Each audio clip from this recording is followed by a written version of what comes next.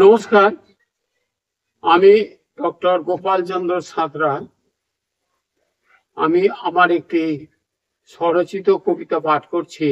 কবিতার নাম ভগবান বিরসা মুন্ডা বিদ্রোহের জাগরণ। স্বাধীনতার বাউল মাঠে বুনেছিল রাঙামাটি, ক্ষিপ্ত শ্বাসরুদ্ধ ধ্বনি। ইউরোপের সাজোয়া দর্প, সবুজ আলো, বারুদগন্ধ রাঁচি। অরণ্যের অধিকার, রক্তে রঙিন, পূর্ব ফাঁসি, প্রান্তরে দমন নীতি।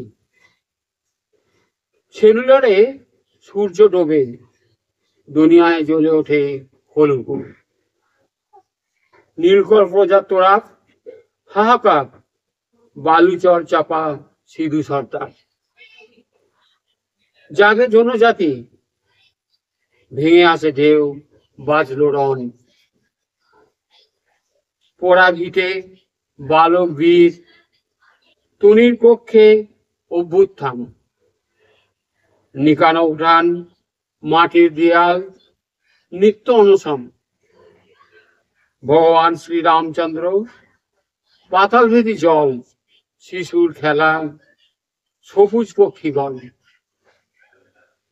উলগুলান, মাতৃযোগ, মহুয়া, দাদরা, তিতাল। মা সীতার চরণ চিহ্ন, সীতাকুণ্ড, ঝর্ণা, মহান। রাঁচি জেলে বন্দি, ফাঁসি, একুল ওকুল ভাঙন।